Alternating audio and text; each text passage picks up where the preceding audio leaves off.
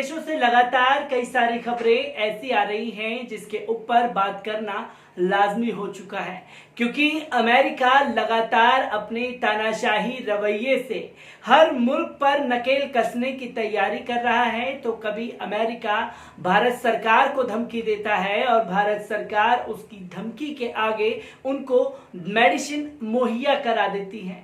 वो तमाम हथकंडे अपना रहे हैं तमाम राज्यों के साथ में, तमाम स्टेटों के साथ में, पर उसे ये पैतरा ईरान में पूरी तरीके से उल्टा पड़ता हुआ नजर आता है, क्योंकि ईरान पर जिस तरीके से अमेरिका अपनी दिलचस्पी दिखा रहा है और दिलचस्पी के तहत सबसे ज्यादा आए दिन ईरान के लिए जो बड़बोलापन है डोनाल्ड ट्रंप का, वो उन्हें अब भारी पड़ता हुआ नजर आने लगा है।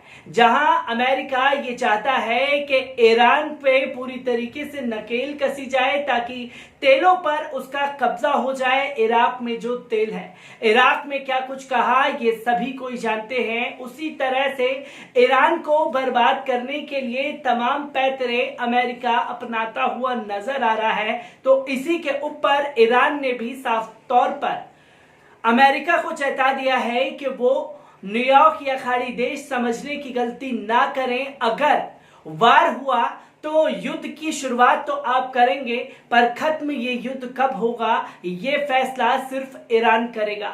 ईरान की खुली तौर पर धमकी से पूरी दुनिया में एक हड़कंप मचा हुआ है। इस पर जानते हैं कि आखिरकार ईरान के राष्ट्रपति हसन रूहानी ने क्या कुछ कहा है। अमेरिका ने दावा किया है कि वेनेजुएला तेल के क्षेत्र में ईरान की तकनीकी सेवाओं के बदले ईरान को सोना देता है। एलियट ने कहा कि हमने देखा कि इस हफ्ते से ईरान के अधिक विमान वेनेजुएला गए हैं। हमारा मानना है कि ईरान से वेनेजुएला के लिए तेल उद्योग के उपकरण लाने वाले ये विमान वापसी में वेनेजुएला से सेना ईरान ले जाते हैं। अमेरिकी विदेश मंत्रालय में वेनेजुएला के प्रभारी एलियट अब्राम्स ने हंटसन रिसर्च सेंटर से एक वीडियो कॉन्फ्रेंसिंग में ये दावा किया और कहा कि वेनेजुएला में ईरान की भूमिका बढ़ रही है। इससे पहले अमेरिकी विदेश मंत्री माइक पोम्पियो ने एक प्रेस कॉन्फ्रेंस में दावा किया था कि ईरानी एयरलाइन महान ने मादुरो सरकार के लिए अज्ञात मदद भेजी है। इसी के साथ उन्होंने उस ईरानी एयरलाइंस पर प्रतिबंध लगाने की बात की थी। ब्लूमबर्ग ने जानकार सूत्रों के हवाले से दावा किया कि वेनेजुएला ने इस महीने 9 टन सोना ईरान को दिया है। वेनेजुएला ने ये सोना अपनी रिफाइनरियों की मरम्मत की वजह से ईरान को दिया है। अभी तक ईरान या वेनेजुएला की ओर से अमेरिका के इस दावे पर प्रतिक्रिया की सूचना नहीं मिली है। अमेरिका को अपनी निकट वेनेजुएला में ईरान के बढ़ते प्रभाव से बेहद चिंता है। ईरानी राष्ट्रपति हसन रूहानी ने कहा है कि फार्स की खाड़ी ईरानी राष्ट्र के नाम पर है और अमेरिकियों को ये जान लेना चाहिए कि इस जलमर्ग का नाम न्यूयॉर्क की खाड़ी या वॉशिंगटन की खाड़ी नहीं है। 29 अप्रैल सन 1622 में दक्षिणी ईरान की जल सीमा से पुर्तगाली साम्राज्यवादियों को निकाल दिया गया था और इसी के लिए हर साल 29 अप्रैल को फार्स की खाड़ी के राष्ट्रीय दिवस के तौर पर मनाया जाता है। राष्ट्रपति डॉक्टर हसन रूहानी ने बुधवार को मंत्रिमंडल की बैठक में इस दिन की बधाई देते हुए कहा कि अमेरिकियों को फार्स की खाड़ी के नाम और उस राष्ट्र को ध्यान में रखते हुए जिसने हजारों बरस से इस जलमार्ग की रक्षा की है, हालात को समझना चाहिए और हर दिन ईरानी राष्ट्र के खिलाफ षड्यंत्र नहीं करना चाहिए। उन्होंने इस बात का उल्लेख करते हुए कहा कि ईरानी राष्ट्र फार्स की खाड़ी की रक्षा में हमेशा सफल रहा है। कहा कि ईरान सेना के जवाब हमेशा से फार्स की खाड़ी के रक्षक थे और आगे भी रहेंगे। ईरान के राष्ट्रपति ने इसी तरह कोरोना से संघर्ष के लिए देश की ओर से अपनाए गए उपायों की तरफ इशारा किया और कहा कि अनेक देशों के राष्ट्राध्यक्षों ने टेलीफोन वार्ता में उनका आभार प्रकट किया कि ईरान ने इस वायरस से संघर्ष के लिए बहुत ही मजबूत और संगठित काम किया है। डॉक्टर रूहानी ने इस बात का उल्लेख करते हुए कि प्रतिबंधों के बावजूद ईरान कोरोना से संपर्क के लिए अपने पैर पर खड़ा है। कहा कि ईरान एक ऐसे स्थान पर पहुंच चुका है कि वह एंटीबॉडी डायग्नोसिस किट निर्यात भी कर सकता है। वहीं ईरान जनता में अमेरिका को लेकर बेहद गुस्सा है। कोरोना महामारी के समय में जिस तरह से अमेरिका ने ईरान पर प्रतिबंधों को जारी रखा है, उससे वहां की जनता में अमेरिका के खिलाफ भारी गुस्सा है। जनता का कहना है कि अगर अमेरिका ने ईरान को निशाना बनाया तो उसके आतंकी सैनिकों के ताबूत में पैक कर अमेरिका भेजेंगे। ईरान में इस्लामी व्यवस्था हित संरक्षण परीक्षण के सचिव मोहसिन रेज़ई ने चेतावनी दी है कि युद्ध की शुरुआत करना तो अमेरिका के हाथ में है, लेकिन उसे खत्म करना हरगिज अमेरिका के हाथ में नहीं बल्कि ईरान के हाथ में होगा। मोहसिन रेज़ई ने कतर के अल जज़ीरा टीवी चैनल को साक्षात्कार देते हुए कहा कि ट्रंप ने अपने एक बयान में ये जरूर कहा कि फार्स खाड़ी में ईरान की युद्धक नौकाओं को निशाना बनाने का उन्होंने आदेश दे दिया है, लेकिन इस बयान की हैसियत प्रचार से ज्यादा कुछ नहीं है। इलाके में अमेरिका के सारे ठिकाने हमारी आंख के सामने हैं। जैसे ही हमें अपनी राष्ट्रीय सुरक्षा खतरे में नजर आई, अमेरिकी ठिकानों पर मिसाइलों की बरसात शुरू हो जाएगी।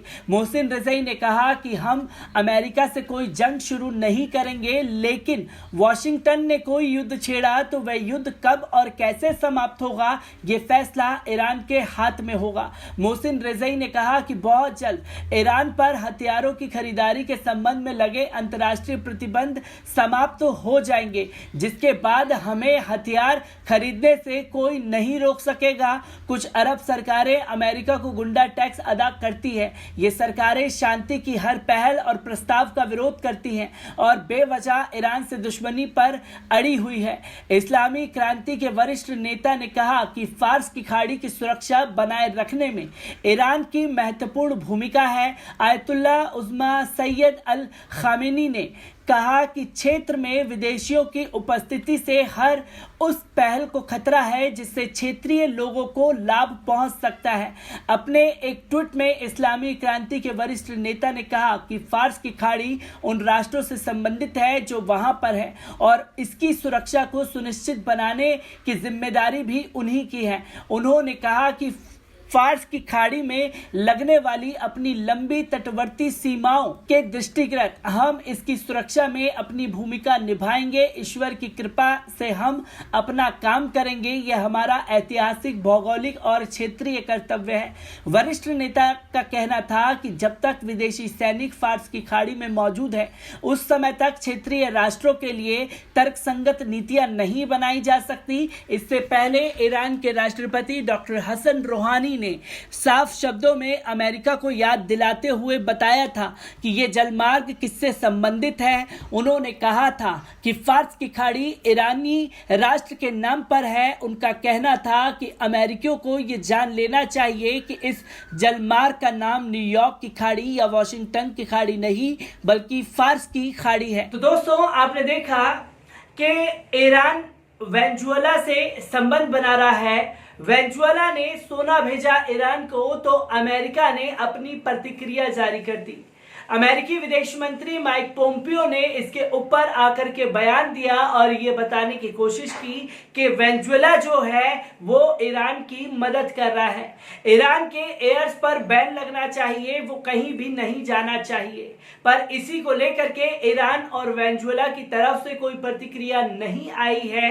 पर जहां वेनेजुएला के कारतुरा ने साफ तौर पर यह कह दिया कि हमने जो सोना भेजा है वो अपनी मरम्मत के लिए भेजा है ताकि और अपने देश में डेवलप कर सके।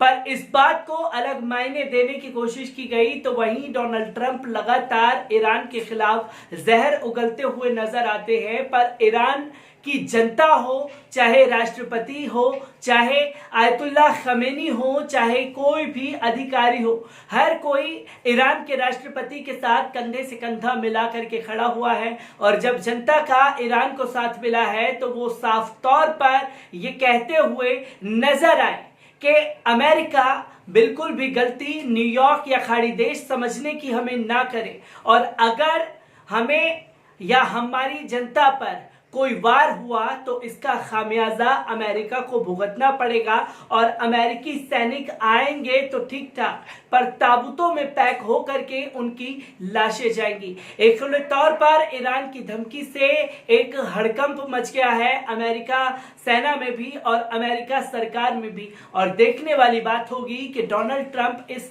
प्रतिक्रिया का जवाब किस तरीके से देंगे, क्योंकि तानाशाही रवैये के आगे आकर के वो हर देश से दुश्मनी मोल लेते हुए नजर आने लगे हैं। और इसी के साथ साथ ईरान ने सऊदी अरब पर भी फप्तियां कस दी कि कुछ अरब देश जो हैं वो हमें बर्बाद करने के लिए अमेरिका का साथ दे रहे हैं।